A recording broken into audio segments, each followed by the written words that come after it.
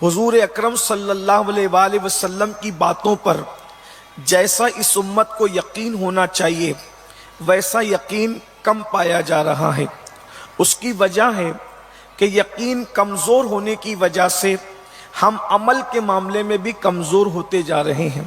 اللہ کے رسول صلی اللہ علیہ وآلہ وسلم کی بات پر ہمیں کس طرح یقین ہونا چاہیے، کیسا یقین ہونا چاہیے؟ بزرگوں نے فرمایا ہمیں جتنا یقین اپنی ماں کا بیٹا ہونے پر ہے اس سے زیادہ یقین اللہ کے رسول صلی اللہ علیہ وآلہ وسلم کی باتوں پر ہونا چاہیے۔ اور وہ اس کی بہترین مثال کس طریقے سے صحابہ اللہ کے رسول صلی اللہ علیہ وآلہ وسلم کی بات پر یقین کیا کرتے تھے۔ یاد رکھنا، جب تک کہ یہ امت اللہ و رسول کی باتوں پر سچے دل سے یقین کرنا نہیں سیکھتی، اس وقت تک عمل کا جذبہ پیدا ہو ہی نہیں سکتا، اس وقت تک دلوں میں خشیت ربانی پیدا ہو ہی نہیں سکتی۔ اللہ اکبر! کیا صحابہ کا یقین تھا! اللہ کے رسول علیہ الصلوۃ والتسلیم نے ایک دیہاتی سے گھوڑا خریدا، اور گھوڑا خریدنے کے بعد دیہاتی کی نیت خراب ہو گئی اور وہ اپنی بات سے مکر گیا۔ اللہ کے رسول علیہ الصلوۃ والتسلیم سے اس نے جھگڑا کرنا شروع کیا۔ اللہ کے رسول علیہ السلام فرماتے ہیں میں نے تم سے گھوڑا خریدا، وہ کہتا ہے میں نے آپ کو بیچا ہی نہیں۔ اب اللہ کے رسول علیہ السلام نے جب سودا کیا تھا اس وقت تو کوئی درمیان میں موجود نہیں تھا، یا تو بیچنے والا تھا یا تو حضور خریدنے والے تھے۔ ایسے میں گفتگو ہو رہی تھی، اتنے میں حضرت سیدنا خزیمہ رضی اللہ تبارک و تعالیٰ عنہ وہاں سے گزرے، اور گزرنے کے بعد عرض کیا یا رسول اللہ صلی اللہ تعالی علیہ وآلہ وسلم، میرے ماں باپ آپ پر قربان آقا، آپ کے چہرے پہ میں پریشانی کے آثار دیکھ رہا ہوں۔ اللہ کے رسول علیہ السلام فرماتے ہیں اس دیہاتی سے میں نے گھوڑا خریدا اور اب یہ انکار کرتا ہے۔ اللہ کے رسول علیہ الصلوۃ والتسلیم فرماتے ہیں اب یہ مجھ سے کہتا ہے کہ کوئی گواہ پیش کرو، اگر آپ اپنے قول میں سچے ہیں تو کوئی گواہ پیش کرو۔ اللہ اکبر! اور جب خریدی ہو رہی تھی اس وقت تو کوئی گواہ موجود نہیں تھا۔ حضرت خزیمہ نے عرض کیا یا رسول اللہ صلی اللہ علیہ وآلہ وسلم، میں اس بات کی گواہی دیتا ہوں کہ گھوڑے کا سودا آپ نے کیا ہے، گھوڑا آپ نے خریدا ہے۔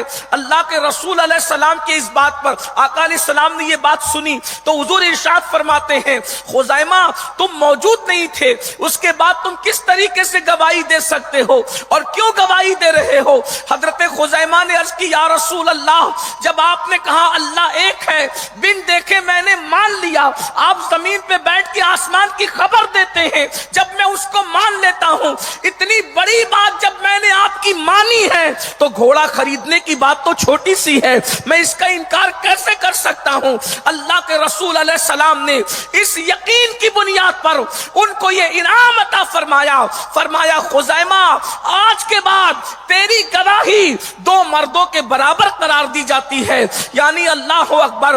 آپ اگر کسی کے حق میں گواہی دے دیں تو اب کسی دوسرے گواہ کی ضرورت نہیں ہے، تمہاری گواہی ہی کافی ہو جائے گی۔ یہ صحابہ کرام کا یقین تھا۔ اللہ اکبر! جب یہ بات ہمارے سمجھ میں آ گئی کہ اللہ کے رسول علیہ الصلوۃ والتسلیم کی بات پر اتنا یقین ہونا چاہیے کہ کسی کی بات پر جتنا یقین نہیں ہوتا سب سے زیادہ حضور کی بات پر یقین ہو۔ اللہ اکبر! جب یقین پیدا ہوگا انسان خود بخود گناہوں سے محفوظ ہوگا، جب یقین پیدا ہوگا اس کے دل میں نیکیوں کا جذبہ پیدا ہوگا، اس لیے کہ یقین کی بات ہے۔ اب جب یقین کی بات ہے، حضور کی زبان سے جو نکل جائے پتھر کی لکیر سے بھی زیادہ مضبوط ہے۔